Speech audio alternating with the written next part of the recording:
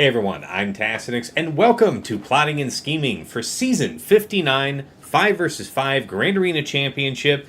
This is the preview episode, and I'm so very happy to be joined by most of my regular co-hosts, Dagger, TJ, Sasha Aisha, and Fatal is incommunicado, but hopefully he'll join us at some point in the show. If not, we'll make do. But, gentlemen, good to have you here. We've got a few things to dive in on. Let's get right into the list, because I know time is precious today. But before we do, I just want to say real quick, because it's kind of timely, thoughts and prayers go out to people in North and South Carolina and now Florida as they're under the new hurricane. So may our podcast be something that you can distract yourself from maybe some stuff going on in your real life. Sure, and honestly, I have friends and family that live in Florida that are living in the path of this hurricane that's coming. And what is it, Milton? And some of them are actually choosing to stay. Please be better than my friends and family. Please choose life. Please get out of there. Okay. Yeah, I have. Yeah, I actually have a couple of family members. One of them is going to be staying with me because they flew out yesterday afternoon. Yeah, be better. I also have a cousin who decided to stay, and their argument was, well, we're only like 95% chance to be hit by the storm. I'm like, oh, okay, all right. Yeah. Anyway, sorry. I agree though. Wish everybody all the best down there. Yes. Anyways, TJ, how you doing?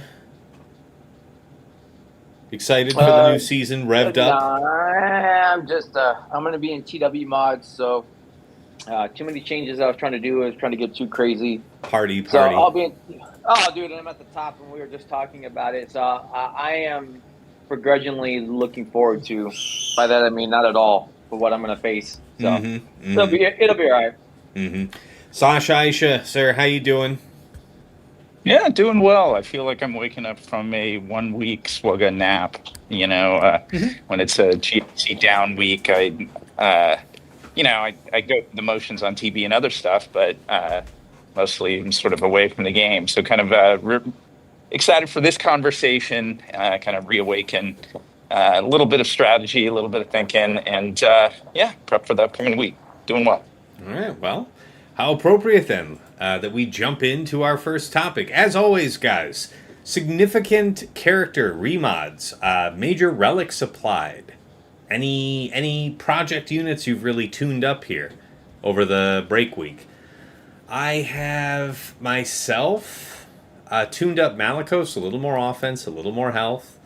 I would say my Master Qui-Gon project is in progress for the crit damage modding. I'm trying to do that in the long term and committing to that. So we'll see, because that looks like it's a really nasty customer. And then, just rebalancing some new mods. I picked up a few great 20 plus speed health primaries with strong offense on them. Really been targeting them in the last, 2 months. So having a maybe 2 or 3 reasonable ones come out in the last week, nice.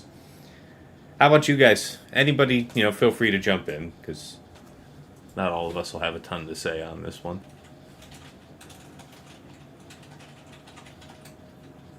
Or nobody, it's fine.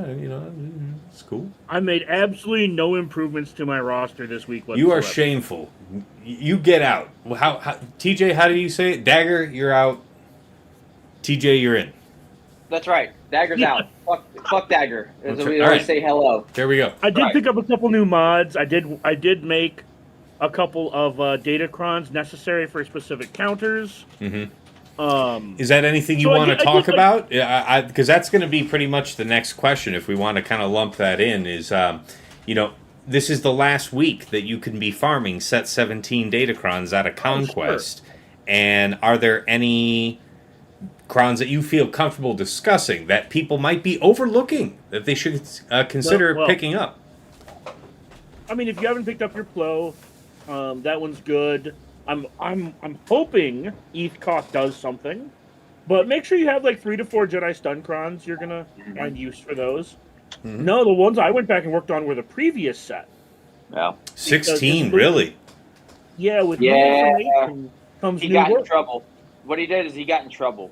So he got nanny nanny boo You booed hushed into your guilt. fucking face. He got told off, and then he got lucky and rolled 2. So I'm just calling out. Yeah. I'm trying to tell him like motherfucker, dude.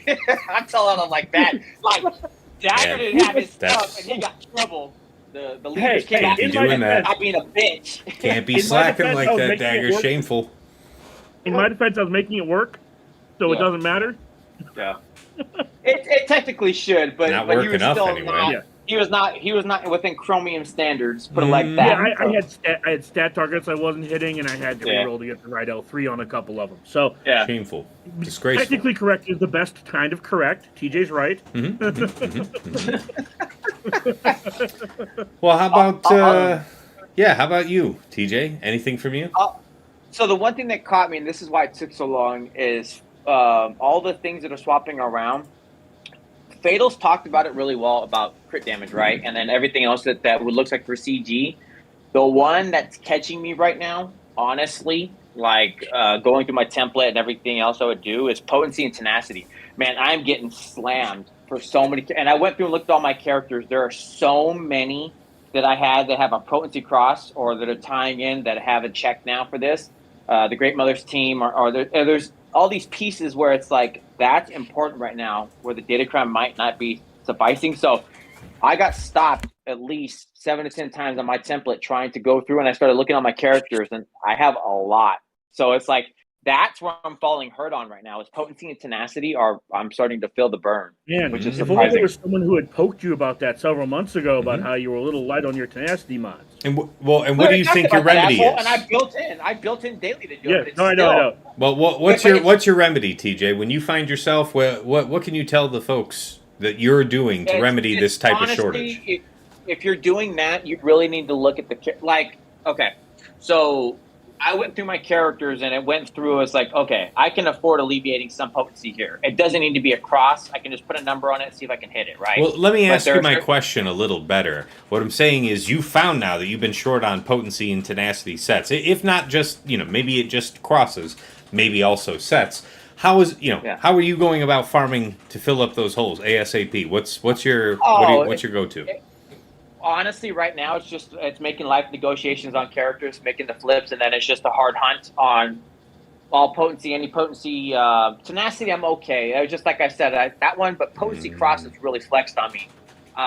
So realistically, it deals with God. It's making the choices of this character is just going to have to go without because this is far more important than this character. And then there's just some other pieces like Jin was one where it's like absolutely must have a potency cross on Jin. Jin needs that to make it play good. So it's like, all right, well, let me look at this other character. And that's my biggest, if you're asking for feedback, understanding the kit and then just making those big choices that it's not going to work here. I can afford to flex and maybe just put on 2 potency set on this character to adjust some. But there's some other characters where it's absolutely pivotal and it must happen no matter what. Right. When you're chasing that potency cross, for example, TJ, are you doing that in like going through the refreshing mods shop, or are you farming the potency mod node? Which of your approach? For this one, it's kind of a little bit of both. Obviously, if I'm a thrifty whale, right? Like everybody's gonna have more than me here, so it's keeping within budget. So yeah, 5 to 6 refreshes isn't bad on your setup. But it's also when you're stopping in bulk, it's also just buying in the potency setup, right? So going for the potency mods in general, because if you can't hit that 35 or whatever it needs to be, at least you can do is try to get a set and put some sets together that are going to be adequate enough where it may not be as strenuous a setup. They can just take whatever as long as you put a potency set on them. Mm-hmm.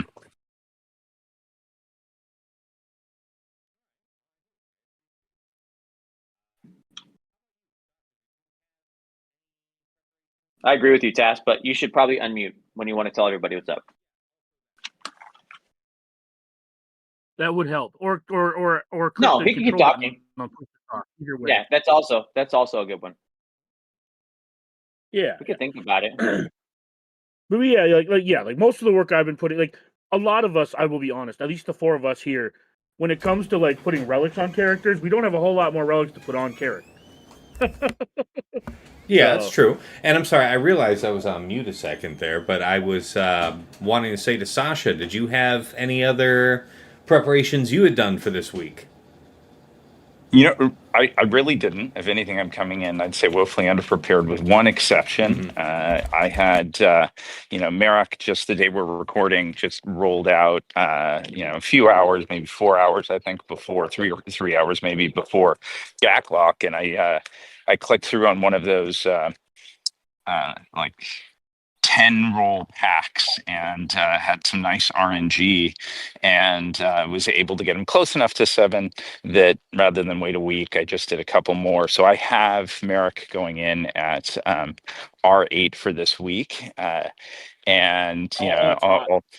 yeah, so that's it'll be fun. If anything, I'm probably the least deserving of this exciting new toy because I haven't really formulated cool theories, and I threw on some modding on him, like mostly offensive oriented. I had to make a decision whether it was probably more valuable to have him with Inquisitors or with Seer and have speed considered on that. And I lean slightly towards Inquisitors. But yeah, so Merrick was really the investment that I made, not out of grand plans, but out of favorable RNG. All right, dig I that. quick question for you, Sasha. Are you walking like just around your neighborhood, a lake, like? Yeah, so I'm around the neighborhood. Okay. Just taking the opportunity to get out. Apologize for the background noise, but No, I'm no, trying no. to steer There's no clear of. background noise. I just recognize that timbre in the voice when you're going for a walk because I have that. Yeah, Mm-hmm. Yeah, exactly, man. You got it. yeah. So I was just Okay. curious if you were like nature walking or hiking or something, as opposed to just a generic walk around the neighborhood. But yeah, all good, dude. Wasn't trying to call Yeah, you out. out in the hills in California here, so it's a nice day actually. I Oh, wish our friends in the Carolinas and Florida had this weather at the moment. Yeah. yeah, Geez, have to rub it yeah. in, man. Wow. All right. I live in Minnesota, and yeah, I also have really nice weather here too for this time of year. We're in like the 60s, which may sound cold to some of you, but like for October in Minnesota, that's really nice.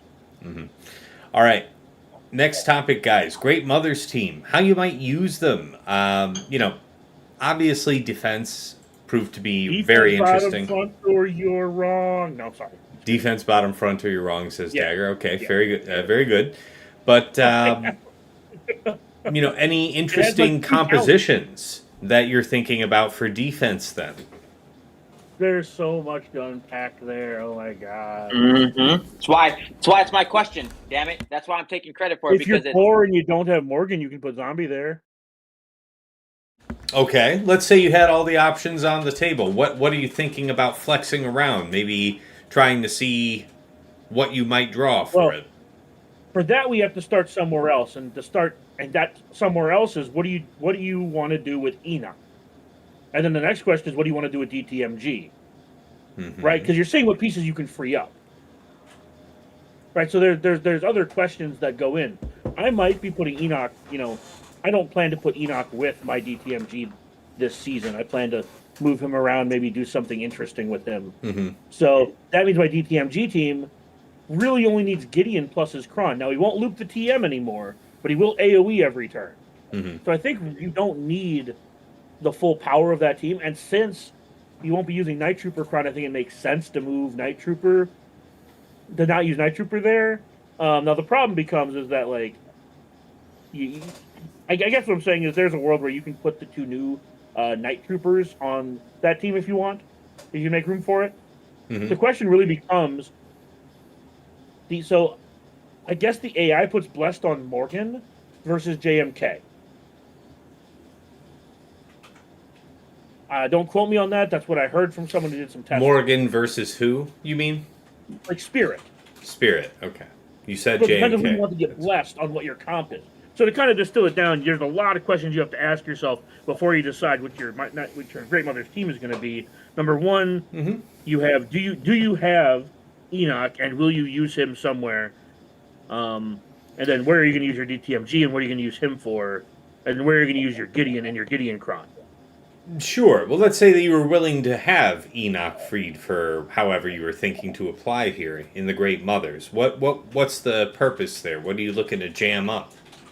Oh, nothing specifically. It's mostly just figuring out if you can justify putting Night Trooper and DTP on your Great Mother team. Okay. All right. Fair enough. Yeah, fair enough. Yeah, that's what I said. There's a bunch of questions that go into what is, because I don't know how consistent GTMG is going to be versus things like Jabba. I mean, it'll probably still be Jabba pretty consistently, but I don't know if the Leia punch-up is going to work, because there were some Leia punch-up theories with the Gideon loop. Yeah. Right, so now that the Gideon loop is fixed, like that brings the ceiling down. Yeah. Yeah, and DTMG, we know for the last, I don't know, season or so, hasn't been terribly impressive on defense. Good as a Malgus draw, but, you know, still a pretty good counter for Malgus. So I can see you being willing to part that out for an enhanced Night Sisters team. I think the core four for me would be the two new troopers, the zombie troopers, Morgan and Mother, the Great Mothers. I would think that Spirit is the default choice. Acolyte is an interesting option. I don't know if I like it better than Spirit. I would not. I would not. So unless you want Acolyte to get blessed versus SOK, I would not put her on the team. Okay. You're saying Acolyte has a higher AI priority than Morgan to get it? Spirit and Acolyte do, is my understanding, right? Ah, so it will take attackers. Okay. So I guess that's why some might use Initiate then. Initiate might have a lower AI priority. Initiate also counterattacks, which throws a wrinkle into the Slacker plan when you get all weakened stuff. Okay, sure, I can see that. All right. Well, I'm saying that's the other reason they use her is because she's not a high blessed priority, and she counterattacks. So as the Slacker team kills themselves, her counterattacks might throw a wrinkle in. I can see that. Sure. But yeah, then we go down to the rabbit hole of who has Initiate relic up. I know Sasha does from back in the day. It's the very last trickle of profits from the Initiate Datacron ages ago, right? Yeah. I mean, I guess this ties in for me for the last question, but as far as any other cron that I had prepared, I had the zombie cron that we talked about in the third week video. I made sure I got myself one of those, and I'm not exactly sure how I'm going to use that, but I think Dr. Zombie's really stupid good when Zombie takes a bunch of turns and strips all their turn meter. All right, that's fair. I like that. But because Night Sisters aren't really a team now. Well, I shouldn't say that. The Tells and Night Sister team is probably just not a real team until this Great Mothers team. Because if you're not going to put the Night Troopers there, then the Night Sister Troopers there, then the flip side of that is you put Marin on the team. Mm-hmm. Right. Yeah, so, I mean, I feel like Night Sisters is still a thing against whatever Finn, Zori, a couple other things, right? I'm just saying I don't think the team is really going to exist in a meaningful way for the majority of people. Sure. And even if it does exist, it's probably just the Jabba counter. Mm-hmm. If I'm being honest, for most people. Still pretty good. If you need Night Sisters to do something, to your opponent's board, we are probably not the podcast for you.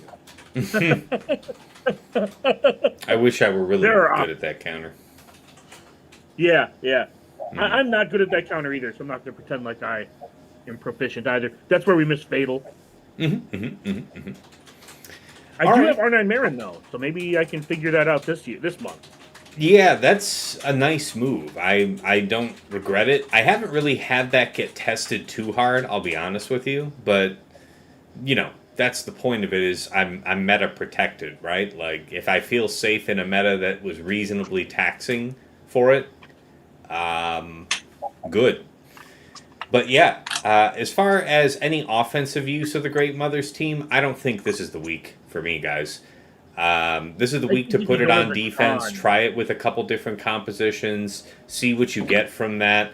And then if you see that opponents in week 2, had their game just on lock for week 1 for whatever was thrown at them, I don't know. Maybe you can flex it on offense because, of course, they'd have to plan for it being on your back wall. There might be some value in that, but I don't think so in week 1.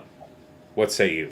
To the small number of people who don't have the Great Mother's level 9, and I say small number because I just assume that most people listening to us have it, maybe try to next level your opponent and save it for offense, because I think that team punches up really high, even with just a generic Night Sister Cron right now. And, well, how high is really high without it then? With it, I believe you. I don't know that there's anything I wouldn't try. Wait, Jabalea. I'm pretty sure you can get Jabalea. Okay, dig that. Yeah, just off of the 6. Okay. Yeah, you can ignore taunt, and you can just zap somebody's prot. Yeah, all right. I'm into that. Okay, Yeah. how about... I'll let TJ and Sasha weigh in on all this stuff. They've been pretty silent for the whole thing. Well, no, I think we've... Unless I missed somebody, I think we got everybody's take on Great Mother's stuff. But you guys got anything else you want to throw in on top?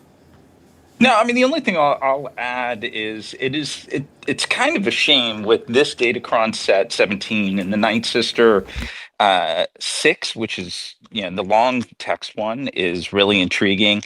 The some really compelling stats on it that we really can't get a second Night Sister squad really kicking because they've got some cool characters in there. And I wonder if maybe not at the most competitive level, but like I still think in some pretty competitive GAC matches, you can see a really tuned Night Sister squad with like high survivability, Talzin and under a Talzin lead and a good zombie cron could still be pretty formidable. It's one of those. I wish I could make it work. I just think of like every matchup I have, and they'll chew it up. But it's just it's too bad because I feel like it's a faction that should be having its moment in the sun, and I guess it's getting it with just the one elevated new character. But the OG Night Sisters feel like they're missing out on a party that was half meant for them. Fair, that's fair. It would be really nice if we could get the Java counter to work, Great Mothers, and Dr. Zombie someplace else. That would be vindication for this Night Sister Cron meta. And like Sasha said, it would make you feel a whole lot better if we could get like essentially 3 Cron uses out of this set. Yeah, exactly. All right. Well, guys, how about Gideon? So, as of now, they just did that nerf on Gideon. And what exactly is the quick notes on that? He doesn't loop TM anymore, but he does his AoE days every turn. Okay. So, yeah, every time he gets a turn, he can do the AoE days, but he isn't going to be able to take consecutive turns like that. Okay, Yeah, and Dagger quickly, when he's doing that AoE days, is that a massive damage? Yes, it's AoE massive still. damage. Yep. Yeah. Okay. So I mean that's As long as he has it's still strong, yeah, but he isn't going to be able to As long just as he back has to back. stat. Yeah. He just won't. You just won't sit there like what did Fatal have? That's the F key, and you're just like F, right? Just because you have the keyboard bindings. Yeah. Or Taz did it. He's just like Yeah, I did it. Click, Yeah, well, right, observe the click, skill. Click. Yeah. That's right.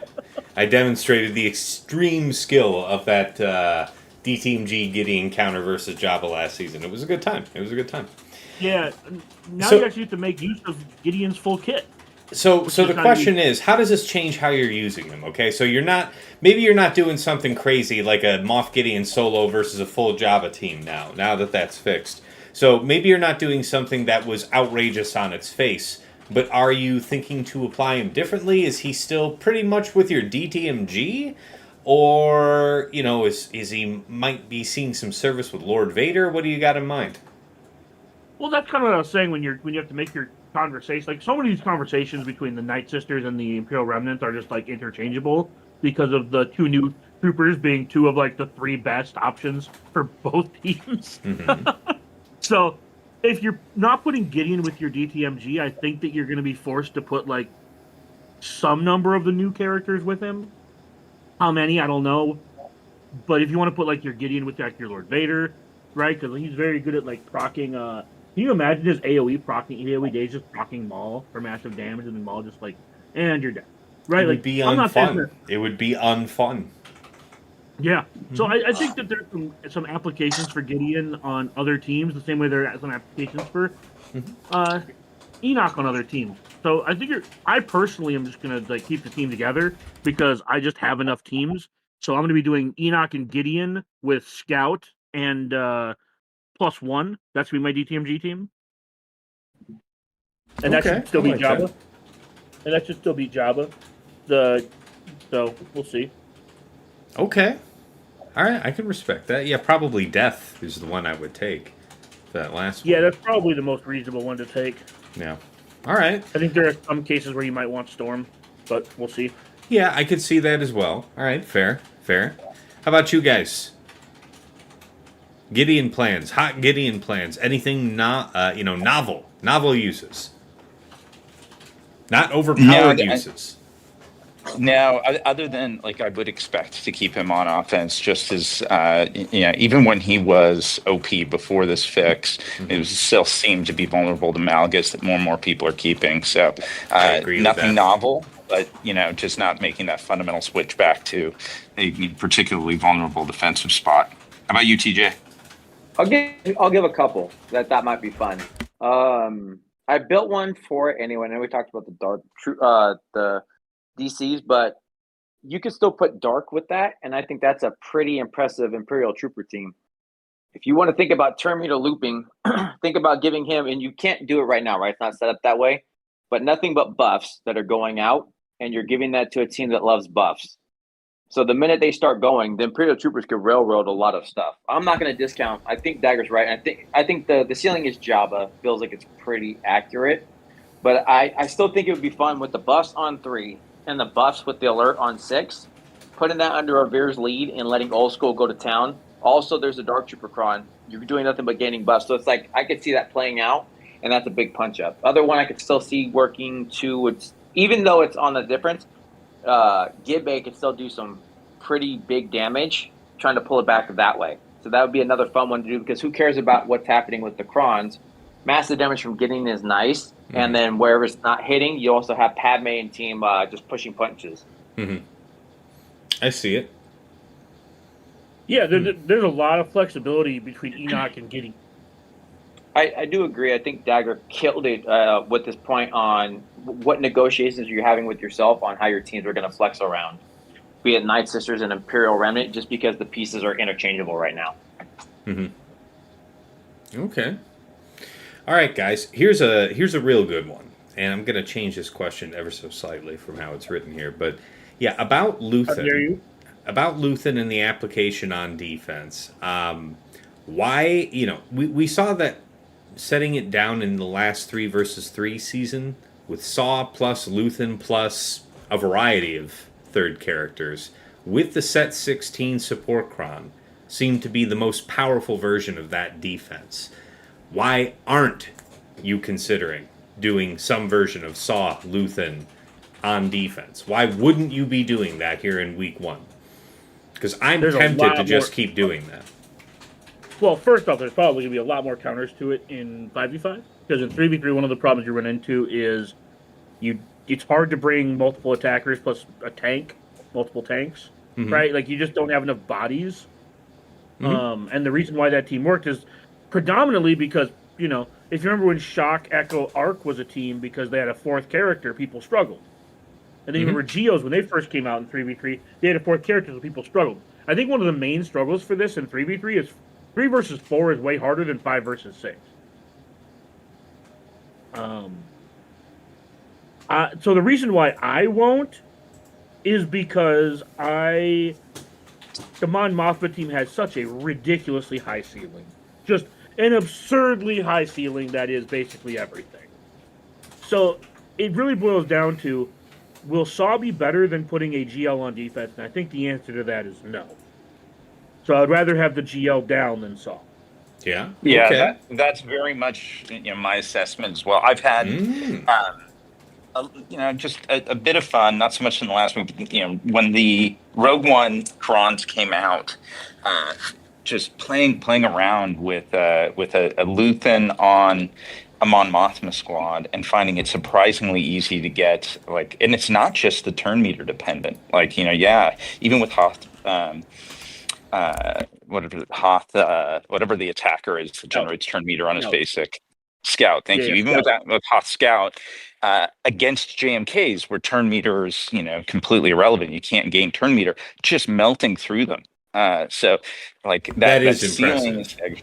it's pretty remarkable. I mean, granted, with the defensive stats that are out there on Crons, you're going to want a good amount of armor pen, but that squad So are we hits so hard. talking? Are we talking at minimum Mon Mothma, Luthen, Pow Kron, Hoth Rebel Scout? Like, what are we looking at here?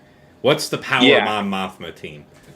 yeah. So the one that I've used, like I said, it's been a couple of weeks, but when it first came out, I just found that it was cutting through everything like butter. Was with Mothma, Luthen, it had Pow. Um, Kyle Katarn ended up being particularly valuable because he ramps damage so effectively. And then the I think I had even like Hoth Scout is like the in that as well. So it's just shockingly effective. So there, And speed up and everything. Sorry, go ahead. there are 7 characters you want to dial in for this team: Mon Mothma, Pow, Scout, Luthen, Kyle, Krex, and Terran. So against JMK, you want to drop either right now it'll be Scout because Pow is a Kron, but right now you drop Scout for like Terra, because you want the extra damage, right? And also like just like her utility. She can't remove turn meter, obviously, but then against Jabba, you want Krex. You want that AoE days because they gain reactive turn meter whenever you gain turn meter. So you would drop Kyle for Krex in that fight. Okay, I can see that. Good calls. Good calls. So but if it's taking on Yeah. JMK and it's taking on Jabba, is there anything that they fear? Yeah, so that was one thing I was going to mention. I mean, a Leia, a strong Leia squad with Krex in it, just because the AOE days. And when you say can be a strong, you mean set 16 long text tank? Like, what are we dealing with? Yes, long text tank. Although I don't know. I mean, I've only gotten a chance to test it maybe 4 or 5 times in Squad Arena, but the Krex AoE days can cause issues. Like basically, you're in a little bit of a race against the clock on Leia's ultimate, and that was something that caused like some issues with Mon Mothma, but it was just surprisingly effective against everything else, including like JMK. Like I said, it's just funny. You're so accustomed to running anything against JMK and going, "Oh no, I'm going to lose somebody right off the gate because there's a cat leap." It's a Mon Mothma squad, and everybody she kills is coming back, and it doesn't bother you. So days is a much bigger issue than an instant defeat. Yeah, the two biggest wrinkles I've found are high defense and Krex on Leia. I'm not sure that the level 6 or 9 matters as much. I could be wrong there. I'm just like my sample size is maybe double what Sasha's is, right? So I'm not going to pretend like I have a ton of experience. And then Lord Vader, I know TJ and I have talked about this. The Gar ISC thing with Maul is really, really hard to come back from if you're not Relic 8-ish. Because if you lose 2 people off the bat, like you're just kind of done. Because the AoE days from Lord Vader paired with 2 of your people being dead, like you just can't come back from that, really. Outside of that, Lord, like they're I don't even know if there's a Jabba comp that basically the biggest enemy to Mon Mothma is the clock. Which is why I think that you should if you're planning to take this team, I really, really recommend you taking against teams where you have relic parity. And one of the reasons why Tess is even bringing up this question is, in my mind, is because people don't want to invest the R8s in the Mon Mothma team because every relic you put in benefits everyone because they all share stats. So Saw is the poor man's version of where you can stick all those characters. Luthen R5 doesn't matter. Put it under Saw. But I do think R5 doesn't matter. Put it under I do Saw. think you would agree though that while that value is absolutely overlooked from Mon Mothma's leadership, this is something where you're having the opportunity in week one to aggressively playtest this and see if you fail and if it's for want of, bulk of stats. Did you just barely not kill somebody just before they stabilized because you would have had them if you had, another extra 1,000 offense on that character shared out between everything. Yeah, it's I definitely did that a couple seasons back, but they were something I had overlooked for a long time too. Was syncing Relic 8 on Mon Mothma herself and anybody that I might be basically Yeah. running under her. So yeah, So good point there.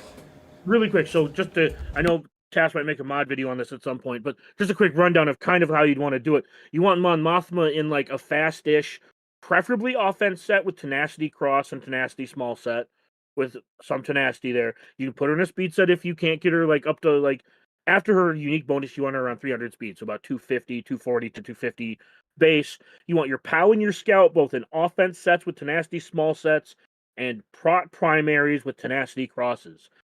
You want this team to be as bulky as possible for versus Leia and Jabba. Sorry, Leia and Lord Vader specifically. And then Kyle is all damage, and Luthen is I mod him personally for all damage. That you can do the fatal thing and mod him for bulk, which is also fine. But you really want Pow and Scout and Kara, and you want those guys to just be when they're on the team, they are just stat stick. Yep. You want to share as much prot, as much tenacity, as much offense as you can. Thank you for sharing. All right, guys. Last one on this. Really quick. TJ didn't answer that question. The only reason I brought it up, and I agree, I think Dagger nails it on that because I remember getting my just self just bopped in, which is why we talked about it with the LV. But I think we have a higher understanding. The ceiling is tough, man, to say with Luthen, but I also still think there might be some relevance to, depending on how you want to load it. If you wanted to throw like a full support team and just let your guy do the work and what it might do on the SAW team, it's a tough sell because you only have so many slots, right? And I think that's what we run out of, and that's what we run into the problem. But I also know that Dagger is an MM truther, has been an MM truther since that's been cool, right? So this is before Luthen. So for a lot of us more average guys, I think Luthen has places that he can go, and it's a lot of areas. I do like the Leia with the Krex, but having more room to just lock your person out, and maybe like that's a top front team you have to work with, it might still catch somebody off guard. And I still think that there's more to play with. And now we actually have a 5-character team for the Luthen Kron. I'm still going to say that support is the higher calling. But there's some work to do with that Luthen Kron that can also be pretty fun. Yeah, I think there's going to be a lot of people who will put Luthen on defense. And we talked about this when Luthen came out, too. Luthen is SAW is one of those teams where people absolutely want it to work. He has such an interesting hit and kind of a cool thing where he comes out of the gate super fast, has a ton of damage, and people are like, yeah, I want this to work. And yet it just, unless he has like a Chirrut Kron or a support Kron, like he just needs to be propped up. And people are hoping that Luthen can be that permanent prop, if you will. And a lot of people are in the same boat as us where, the flip side of this argument we're making is, well, what if I don't need another thing that beats Jabba if I need to R8 everything? And it's like, well, that's reasonable because your R5 Kyle still works on SAW just fine. Yeah, well, maybe not R5, but R7 Kyle. And like, you get what I'm trying to make. Like, SAW is a really good home for some of these characters if you don't want to put the investment into the Mon Mothma team, both relics and mod-wise. But I promise you, if you put the effort in, the payoff is there, and it's not Kron dependent. Because I was doing this without Luthen. I was doing some of this stuff without Luthen before Luthen, and then when Luthen came out, I was just doing this with generic armor pen and like defense crons, just to see if it still worked in arena, and it still worked in arena. And so I call Dagger the MM truther. That's like on some of the characters I just absolutely love. Like I've been a Spirit truther. I loved Spirit before it, but Dagger has been touting the horns or going off the horns on Mon Mothma forever. Before this was cool and before Luthen, he was over here Mon Mothma. Back to the PG days. There's like a meme Yeah. in VDO, which is Sasha's guild, from when I used to be there in their TW room, where when it was like, what do we use? I'm like, Mon Mothma. He's like, no one has their shit modded. Like this, like TJ and Ash used to be in that warm with me. They remember. Like that was a fun time. What do we use here? I'm like, Mon Mothma. Like, shut up. Maybe yours. It's true. Or it's like the sauna thing. Remember, go to memory lane here. Master Fizzle and his. We should try sauna versus this. Convinced a bunch of people, that's included. They equipped that Omi. Ancient times now, for sure. Man, Yeah, and yeah. it's so rare does that only ever get used. It's a shame. All right, guys. Thoughts on ETH? Okay, I know one of the easy ones was going to be with Queen Amidala. I don't know that I expect to see people doing the gas thing, the gas with ETH, like a lot of people were doing last 3 versus 3 season, because that was easily contained by Starkiller. Also, gas not countering in 5v5 is so much worse than him not countering in 3v3. I think that's a threes team. If I had to be honest, Yeah. you're out of limited resources, right? So it feels like the Dagger Spawn and the Saw team. It's a very limited, like it's niche, it's cute, right? It can catch people off guard, and it did. It caught me one time, but it was because I didn't have 2 other characters supporting it to finish it off. And agreed. No countering gas is. It's a huge loss, yeah. So just to be on focus then, how are you guys thinking about applying your ETH here in week 1? I mean, Qui-Gon. Like, I know it's such a boring answer, but like JML and JMK don't care about ETH Koth. Right. JML especially doesn't care about ETH Koth because they're not Galactic Republic Jedi. JMK has Cat, and Plo is just better on. Has Plo, yep. Mm-hmm. Yeah, I mean, I would honestly just rather put it with Qui-Gon because you get Cam, and if you still have your team modded to be super fast or whatever, like maybe it does something more. That's a huge value buy. ETH there to free up Cam for Queen. This would be with Cam because if you take Cam off the team is worse. Like, okay. I would not swap ETH. If I took Cam off the team, I wouldn't set. He's got a taunt, right? So the cool thing that makes it niche is the fact that he has that taunt, and taunt is good on the Qui-Gon team. So Dagger's point is definitely relevant, depending on what your setup is. Mm-hmm. Yeah, and you can put Beck there as the final one, so you have the match assist. Yep. So if you just put your Beck in a speed set and you just have your turn order, do the old turn order of everyone after all the adjustments is like, what is it, like 380, 385, and then you just go in order, bing, bing, bing, mass assist. Yep. And then your Taunter is ETH Koth. That might do something. But if you don't but that's the thing. Like, if you don't want to Cam is such another interesting one because he has so many good places to go. And again, And sorry, I did have to pause there for just a second, but I'm sorry. We were just talking here about ETH. So, any other notes on that? You're dropping probably your Kit Fisto or your Ayla to have ETH there, so it's not much of a loss from your core 3. Is it enabling any other compositions? Any other flexibility created by that? Or, it's just ETH just doesn't seem like it's better anywhere else? It feels like you've only got a couple of big places. I think Queen Team and Qui-Gon are the most like jackknifey or like, Galactic Republic type setups. Because you can't really do it under a Padme team. So it's like, it feels like Qui-Gon is going to be the big one, or it's going to be Queen. And even then, Queen is better with the support Tron and C-3PO anyways.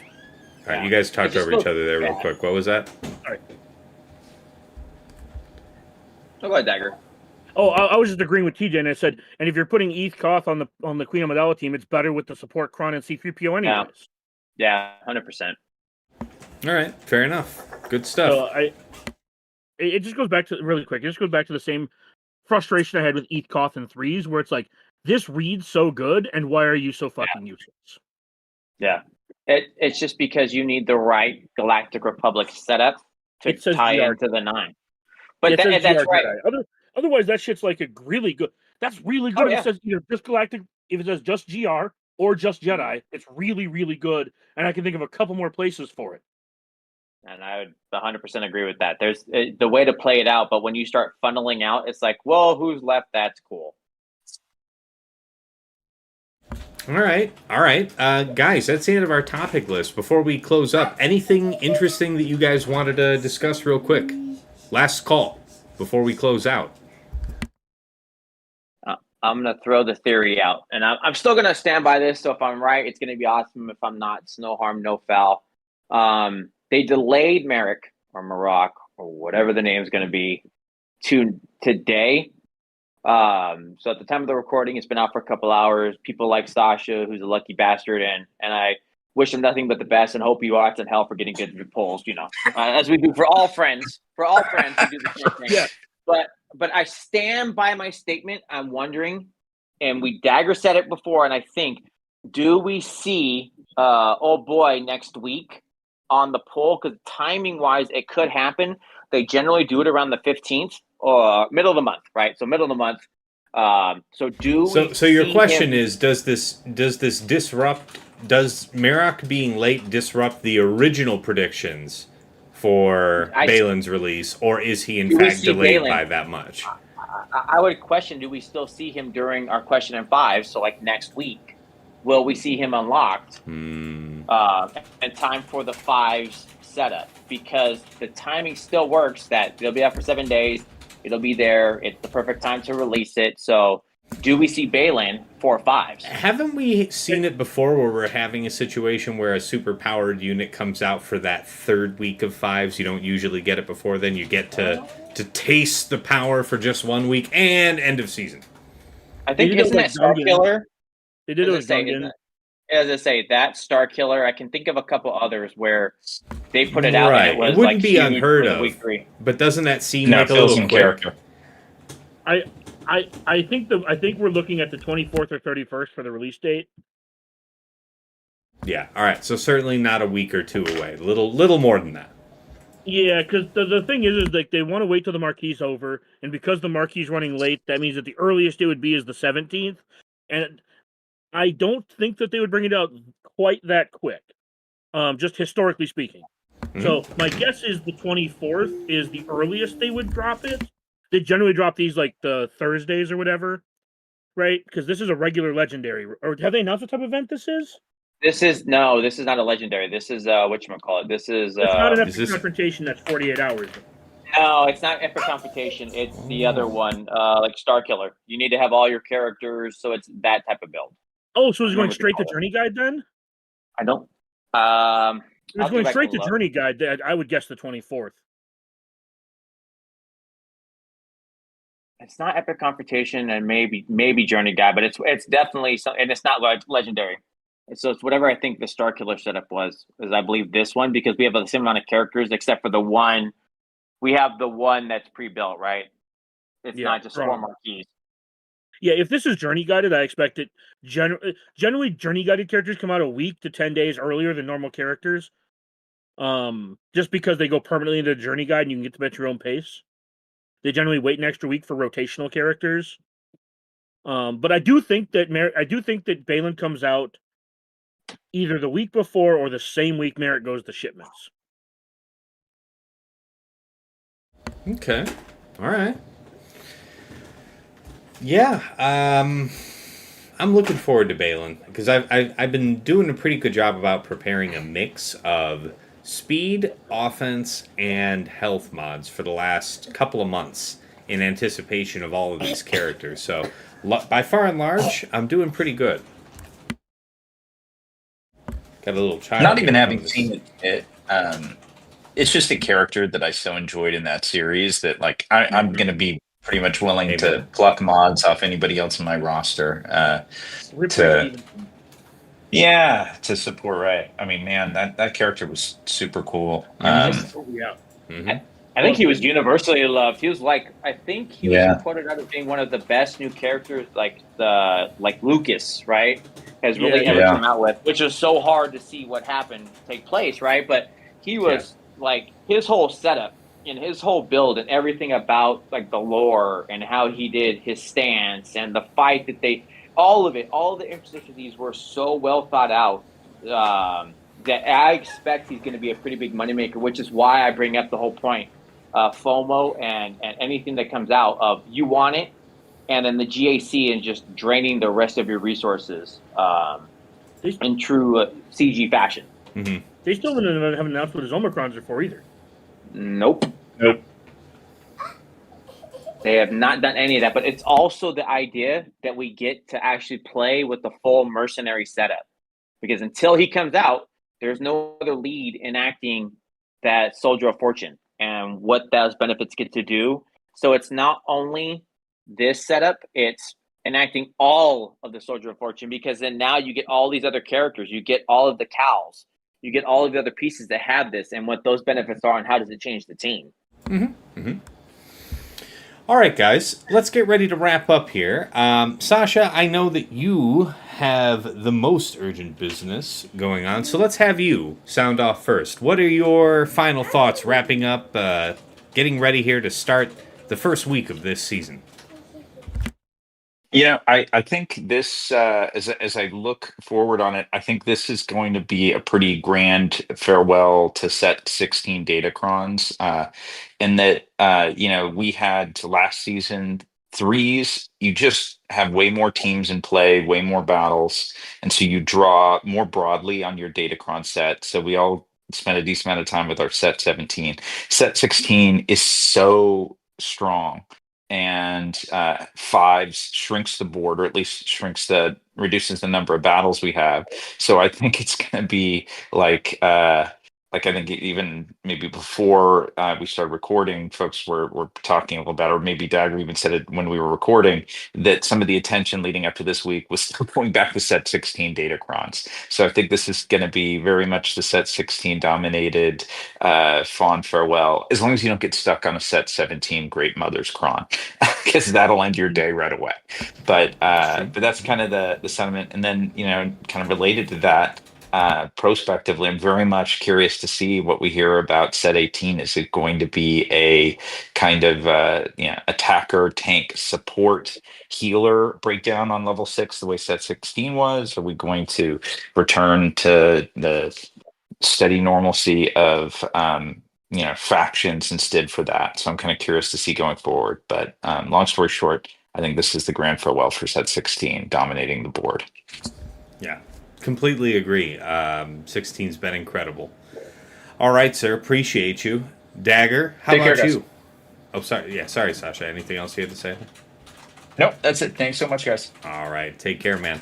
All right, Dagger, how about you? Your final thoughts. What do you got for the people? Man, it's an abbreviated show, so I actually have lots of thoughts. Because we are, as people watching this will see, or listening to this will see, that is much shorter than our normal in-between. So I actually came with a lot more ammo to talk about. So We'll knock it out. okay. Do you want me to quick hits it, or do you want to actually dig in? No, I mean we can go into it. I don't mind. I'm not that pressed. TJ, how much time you feel you got? We're okay, man. All right. Well, yeah, you got a few things to explore. I didn't know that. That's fair. Yeah, you didn't respond to any of the questions about the setup for today. So, what do you got? As one of the people who was late. All right. So I guess one of the questions I had for us is, when it comes to trying to set up our defenses, Sasha touched on it. So just to go off what he was saying, with the set, I always get mixed up on the sets.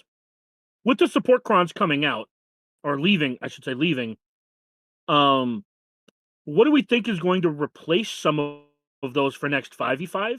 And are we prioritizing using new Datacrons to see what we can do on offense, or are we just going to stick with the old support works? Like Queen Amidala's support works. Why would I try a new Cron? Like what are we thinking on some of that stuff?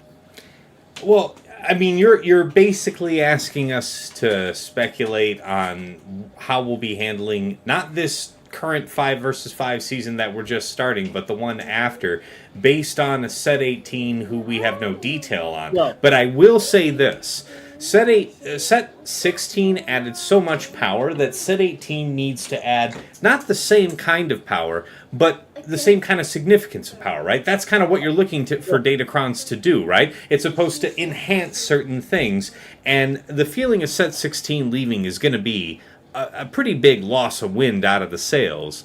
And it's not that I'm gonna be sad to see it go. It's been all right, but it's also been pretty crazy. So that being said, whatever's replacing it needs to offer a lot of strength because set 17 feels pretty muted by comparison, and it benefits far fewer factions than set 16's level 6s did. Let me rephrase the question because that wasn't quite what I was asking, or maybe I was what I intended to ask. Because I'll distill it down to a specific example. Master Qui-Gon has a level 9 Datacron. Because that Datacron will persist next season, is there any thoughts on us trying to use some of those Datacrons now? Or are we still defaulting back to using the support crons here and there? I know I sometimes run out of some of those crons, so I try to look for other ways to use stuff. I would say that because we don't have any knowledge of how that cron would perform in 5 versus 5, I think that there is merit, especially in week 1, in testing it to see. But intuitively, we would think that the set 16 support would be the better choice, the nominally better choice. And I mean, as long as it's around, if there's some playtesting here in week 1 that reveals some, you can block out X, Y, or Z counter by using the set 17 Qui-Gon Cron instead of set 16. That is a worthy consideration for use within this season. But if something doesn't jump out from it, I think as far as winning your matches is concerned, I think set 16 is probably still going to be the better way to go. But this is the week to do the roll of the dice, to be clear.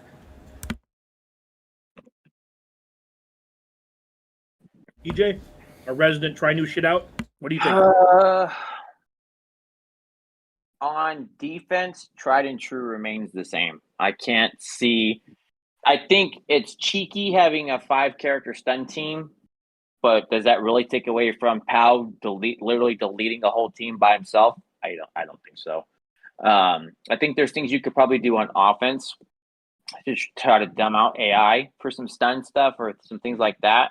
But I mean, pick your team. I think Queen was a good call out, Dagger. You trying to call it the Queen team because it does. It has a level 9, right? There's something there. It has something that's cute with the stun, with the Jedi, and you could just do like a full Jedi team. But even then, when we talked about Queen during the setup, it wasn't the Master Qui-Gon on the team. It was putting ETH on the team and having that little cheeky setup and what you could do with it. So tried and true still feels better. 16 is just not Swigo. It's Swigo 2.0. I think I've called it out multiple times because it's just so different than anything we've ever seen. And I'm personally going to miss 16. Not for any of the stuff that broke or whatever. It was just cool playing a different game for a little bit. And then 17 is bringing us right back into actual just playing the same. We're all playing the same stuff. But now we're stunning you if you stop, or we're doing some other things. And now you get alert, and that's cool. I think Sasha called it with the mothers. I think that's the one, right? But I just don't see where it beats out how good 16 is. It's just so strong. Yep, yeah, I agree. Another one is, what are you guys planning to do with Shin? Because I think that she does slide into that as resident Fulcrum, denier, right? I know you both like her. Yeah, I do. I find her relatively useless on the team, and I have her R9 and super kitted out. Wow. Okay. And she's still the first one to die every time. Wow, you should just monitor it. Mine is R9. She has not died. She's bulky enough to not die. Mm-hmm. And she actually slaps. So I've tried her out. She actually does have slaps, and she does mess with the team. So Shin is definitely on the Seer team. How and where? I mean, you can't take out Cal, right? Cal is just if you're not having Cal with Rey, you have Cal with Seer. Tank though, right? You're basically just dropping tank. That's what I'm saying, right? It's like where do you put her? And so Shin just essentially relegating to offense only, then though. Well, I mean, what does not having a tank like? It allows you to go straight after, Malicos. That's what it allows. Yeah. But if you're like, I guess what I'm saying is, if your opponent's going to Gidme it, then that means that they don't have their Gideon somewhere else. Okay. Like, what counters does it open it up to that it wasn't already open to? Like Malgus already kind of beats it. Like what are you afraid of being cheap that's being used? I'm afraid of the priority target being exposed off rip as a general matter. Well, Crew's not going to be on the team regardless. So what is your substitute for that then? Why wouldn't Crew be on the team if it were on defense? I mean, you can have Crew on that team, or you can have a Great Mother Scout. Yeah, I mean, I probably would use a different counter, but yeah. Yeah. The point I'm trying to make is that the best Great Mother's counter that we have currently is Crew Lead Slacker. Mm-hmm. So since Crew's not going to be on that team, even if you are setting it, what is your like? I guess. Yeah, I'm not inclined to put. The answer is it wouldn't be on defense for me. Why would I put down a team who's predicated on, hey, I can keep all of my other teammates alive, like I can give them a second life if you don't bully me down first. Also, you can target me immediately at battle start. Thought you should know. Yeah. But then the discussion point is less about Shin and more about we're just using here on offense this month, right? If it's a tankless team, yeah, regardless of Shin, I agree. Yes. Yeah. Sorry, that's a good distinction, though. I really appreciate that. So, what do we think of that? Do we think that raises the ceiling for the team at all? Having the extra attacker who's actually bulky and actually slaps pretty hard? AoE physical damage is something, I feel like, I mean, if we're being honest here, on this team, I'm open to being wrong, because that 50% added offense is really slapping on that character. But I will say that it feels like a win harder on Seer.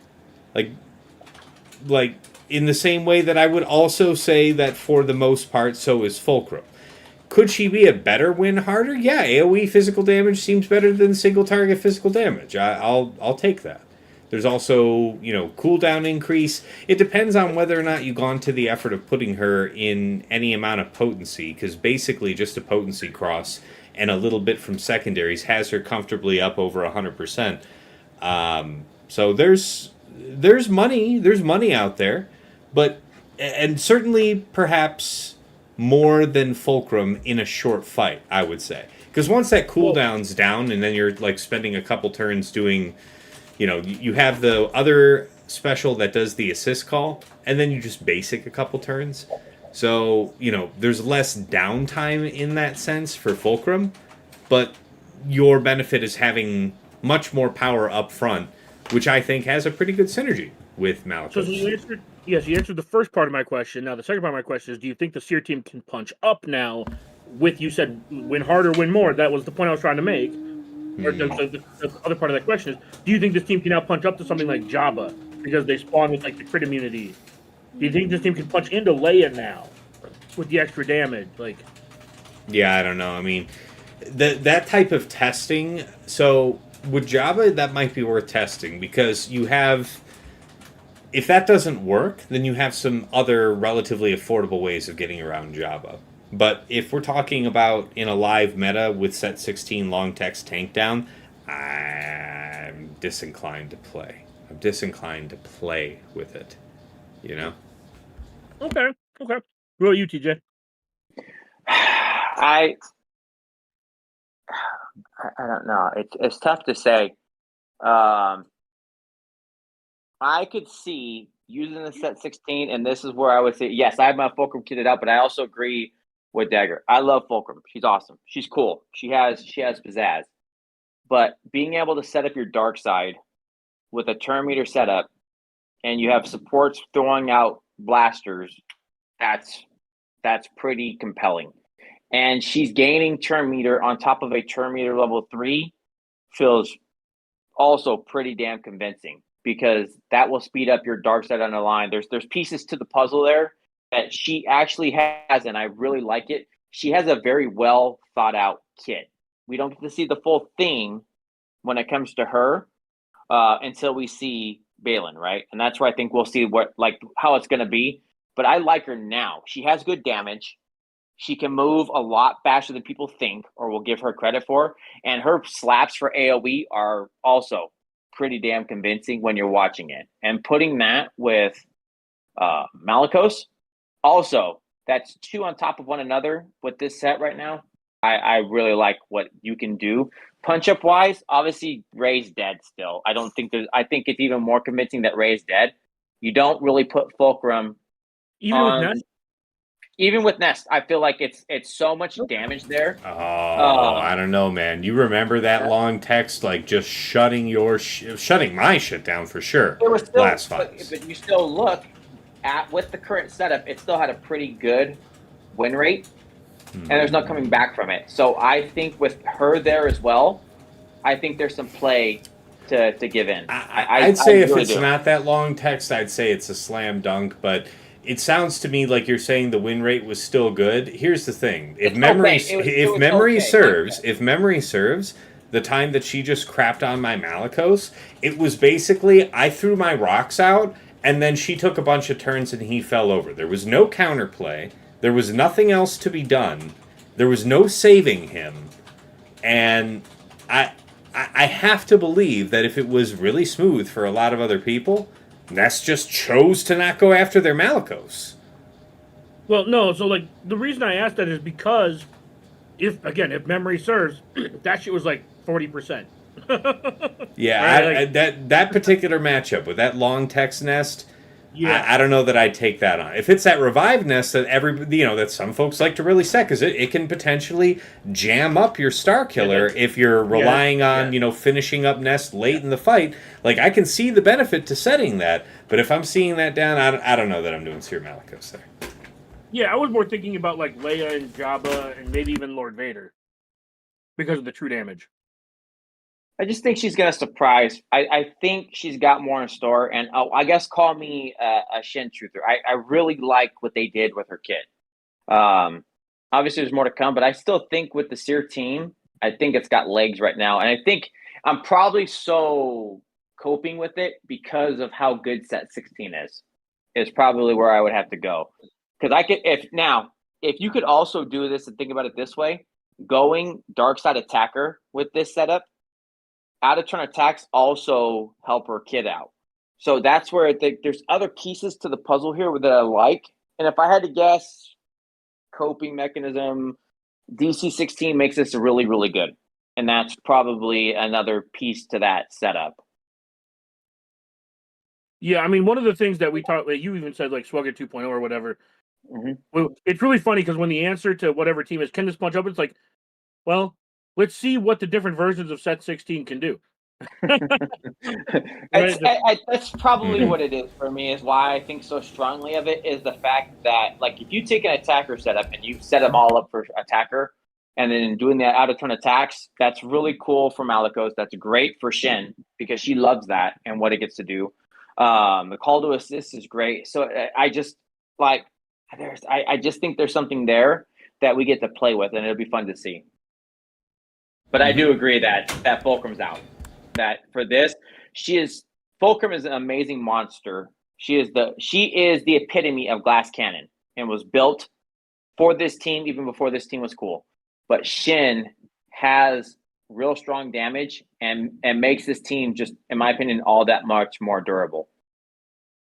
And then I guess the last one I kind of wanted to talk about, last team I wanted to talk about was what are we thinking about with Inquisitors? Inquisitors haven't gotten a whole lot of love from these two sets. Oh, it's coming next set. I cannot see. Yeah, I don't know. I don't know. Yeah. Hold on. Inquisitors for more of this year than not has been the beneficiary of some set, whether it was Empire, whether it was Inquisitorius. I'm not going to sit here and listen to you say that they have not been favored sons of 2024, sons and daughters. That was not what I asked. I said right now with these two sets, right, they don't really have a Kron that speaks out like, "Hey, I'm an Inquisitor Kron." Yeah. So with that being the case, I'm not arguing with you. They've had Kron since their inception, basically until right now. But CG has also favored the team, to be fair. Yeah. They have favored, and I think we've all agreed, right? But also, they favored Saw. They have literally propped him up on a pedestal, either by Kron or by trying to give lifter, right? You have the Omi from from Drogon. You have the Omi from Krex that ties in. You have all of these pieces, so it's like they do love their Inquisitors as much as they do love their Saw team. And if you look, we have a couple Ufu. If Balin comes out as Ufu, which we don't know, he's a bruiser. He could be the whole thing there. Then Inquisitors are getting love. That's where it's coming. That, in my opinion, that's where it's going. All right. I can see that's that. Why I'm asking, because they don't really beat JMK right now consistently. No. So, since that was like their claim to fame for a while, right? It was like, this is my stopgap JMK counter. Like, what are we planning to use them for? Like, are we just back to like killing Trench? Like, what are we doing? I still think they have a good punch, man. I think they're like DTMG. DTMG obviously has the Kron, but I think they have a good punch-up value, but agreed, it's not JMK right now.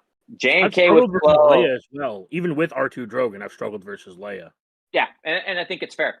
And doing the death mark is cool, and things are there. I think you make a good call out, Dagger, that their ceiling is pretty low right now, and probably the lowest has been in a while because they've had so many DCs in one way or another.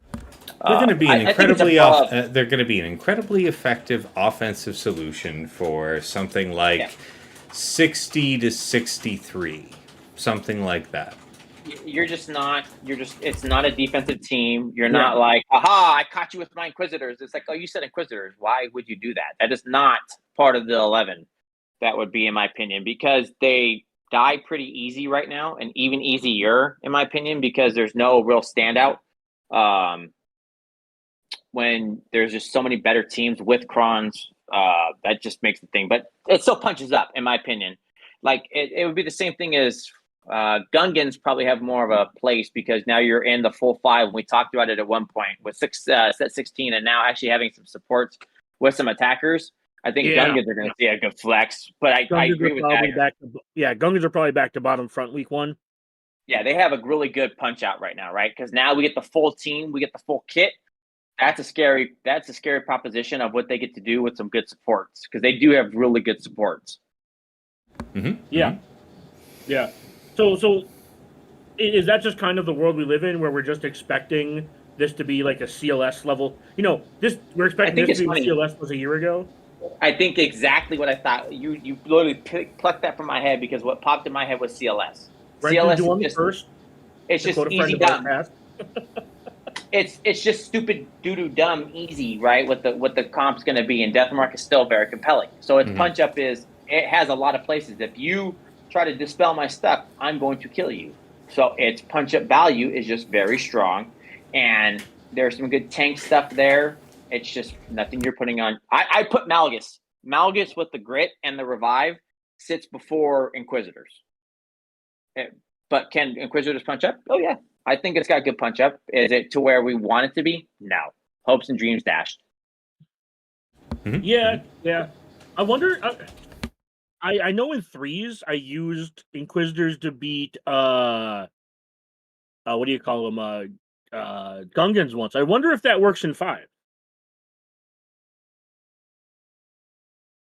That might it won't. I'm not going to go as far as say it's budget, but that might be a reasonable place to use them to free up. Dig this. That shit worked against the Nascron when Nascron was around, and the Inquisitor's Cron was around at the same time. What are the odds that I think you're right? You could pull it off with like a set 16 healer Cron, because as what I found in the last season. Man, is it really nice to have Seven Sister come back? Yes, that's exactly what I was thinking. I think you got something. And she gets cooldown reduction, so I can see it. But it's not just set 16 healer. It also needs to have a good chunk of defense on it. Like you're compensating for quite a bit by trying to replace the loss of that Inquisitorius level 6 from whatever that was, set 15. Yeah. So defense. Yeah. That's kind of what I'm just trying to spitball to like where we're going to be pivoting our teams to, because like Gungans have a couple of cheaper counters, but like, man, if this is consistent, then it means you don't have to allocate something else. Yeah, I can see it. Because I remember there was a couple times where I begrudgingly used Bane because I had to. Yeah. Right. Like, there were just some times where I used Leia once because I just like needed the power through. And this was, of course, the Jar Jar Kron, so Gungans at their peak. So, man, also the Gungans feel like one of those teams that's going to get a lot of love, similar to Saw, because the team on offense is just the randomness makes it good against certain teams and just horrible against other teams on offense. I do think it sits at a buck of its own, and I do think that they put a lot of love into it, so I can't not see it being something along those lines. Yeah, I think this is going to be a very solid defense team. Didn't get a Kron for a very long time. But yeah, and then after that, all I was gonna do after that was TJ touched on it, and is it going to be mercenary Krons and Ufu Krons, just Ufu Krons, just mercenary Krons? Like, do we think I think it's very. Oh, I guess the other thing is, do we think Merrick adds anything to the Inquisitor faction? We talked about it. Okay, so here's my thing, right? And I was talking to him about this, and we've done it before. Call me crazy, but his TM game is pretty cool, right? The setup and making it basically like an EP level. He's going to keep going and spinning it. My problem with removing the eighth brother is that's a lot of debuffs you're pulling off the team to make it go. My crazy call out is we've done it before, and I'm going to get shot down. I'm sure it's not going to be the case, but if you're trying to TM loop, essentially what we're trying to do, right? We're trying to loop around and get him going, and you're making it to push back, and that maybe make GI do something. Is seventh the one who sits out to allow eighth to debuff, and you want to make sure you're not. You need fifth because of that clearing, right? You need that mass clear on buffs. I understand seventh is such a huge piece of it, but at one point in the early game, seventh was able to sit out. And are you just going for high damage octane? Go, go, go. That's actually really interesting because you can have a really solid, right, all AOE team basically. Right? Do you see what I'm saying? Right? Because you're doing nothing but spamming TM because all of the people you have there are applying debuffs or doing something else. And it's disruption to stop the turns, and Merrick is just going while we're doing this. And that's my thought, because I love seventh. I think seventh is one of the coolest and one of the most frustrating because AI, it's very smart and it's very quick to keep your team alive. But if you're on offense, whatever it's doing, Merrick has a lot of cool ideas built into what he's trying to do for that team. And that's where it was, even to me, I get the Soldier of Fortune is cool and all that, but it feels like the home is with the Inquisitors, depending on what you're trying to do. You think that throws enough of a wrinkle to put it on defense? I don't know how you don't keep seventh there. You and I both know, Dag. We've all maybe instead of eighth. What I'm saying is just in general. Can you drop eighth maybe for that? That's historically eighth's the one that's been given out because he's bringing the least uniquely to the team. Debuffs on an AoE damage isn't even unique to the team. So, he's another source of armor shred, right? I feel like he's the default one to get dropped because, say what you will, if you're doing a really successful offense with your Inquisitors, and you're not really needing seventh for the survivability, then you can absolutely vouch for all of her assist damage, and there's something to be said for being able to have that third on tap late in the fight to get the perfection for banners. I can't hit on the response. That's why I said it. It's a hot take for what I was looking at and thinking, but it's all in theory right now until we see it. And then obviously, if we get a DC for Merrick, that's another game changer because there's no reason to not. And it could be, like Dagger said, it could be Mercenary, not Ufu, because Mercenary has a huge field of play. It's like the Ufu setup, and that they gave tons of people this tag. And so there's absolutely merit to that. It could be going that way. And then now Merrick is on the Reva team. And to Dagger's point, Inquisitors are back, right? So that's all thought that could be. But that's why I said hot take is 7th going out, and now you have more debuffs, and now you're trying to set up the loop. That's the only reason I brought it up. Yep. All right, Dagger. Last thought. Summarize yourself. Oh yeah.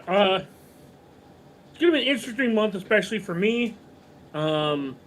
It's gonna be fun talking to a lot of people about this, and I look forward to I look forward to our week 1 podcast.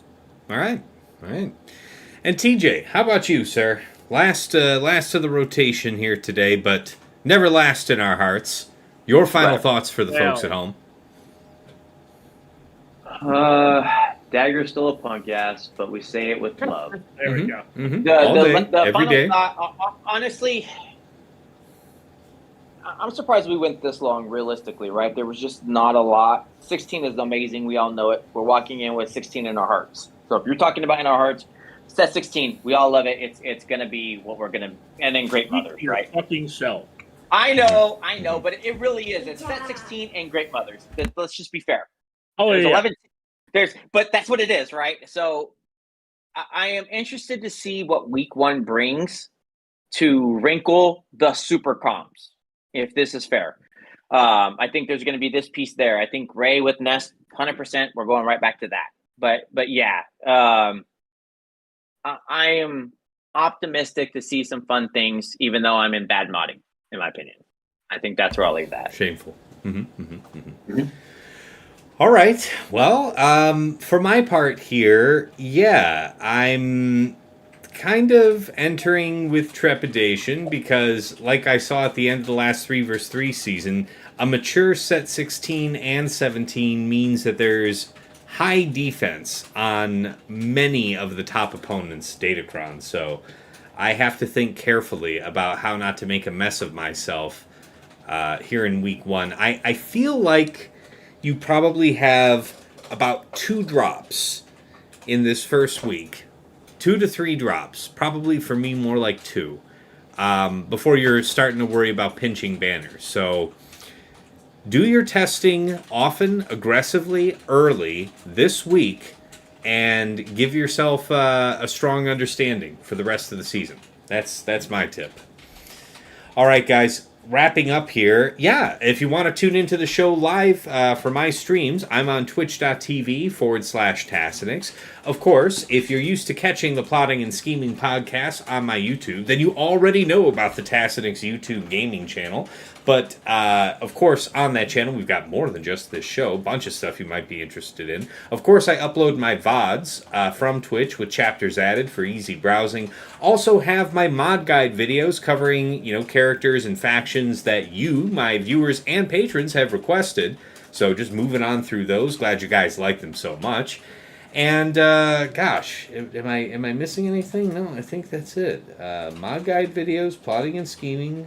My show. Oh, yeah, the Datacron set videos, of course, that I make with Aesop Rock, one of the very top players in the game.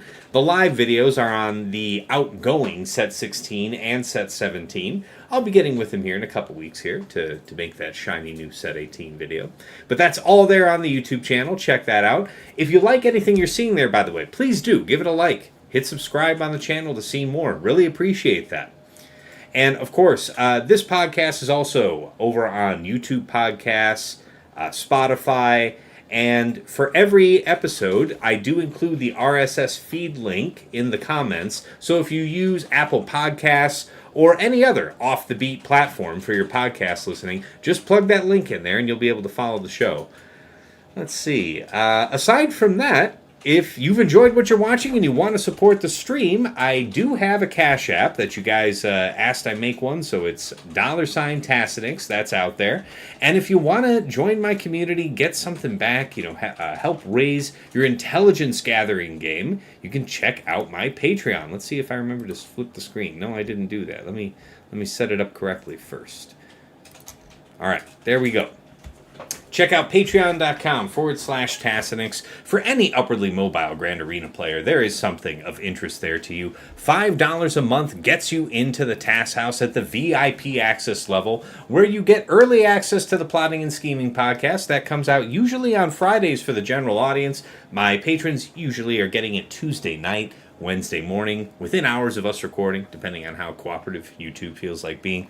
Also, early access to the Datacron set reviews, and of course, dedicated text and voice chat in Discord, where you can usually find me lurking if you want to come hang out, pick my brain, whatever.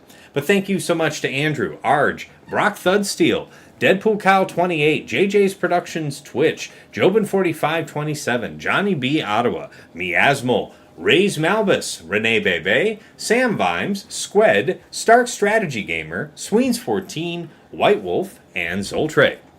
Moving up to VIP Access Plus, this is $10 a month, but now you've got a bundle to my Patreon and to Omegabot Patreon. So if you watch my streams on Twitch at the start, I usually have a report pulled on my opponent through Omegabot, where I get a really powerful, at-a-glance sense of what they're about, offensively, defensively.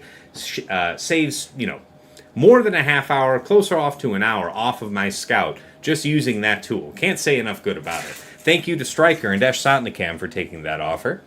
And at VIP Access Premium, that is the DoubleBot bundle, so patron access to me, to Omegabot, and to Hot Utils, which is the #1 tool for your mass mod management, your loadouts, just easily being able to switch from your TB to TW to Grand Arena to Raid mods with just a couple clicks and nothing lost. A whole bunch of other cool functionality for TW and a little bit for Grand Arena as well. But thank you so much to Duckstab, Funky, Ibanek, General Milan, Sir Boss, Quig, and Wilco. And of course, at the top of the list, in Jesters Club Elite, the one, the only Nomad's Reaper.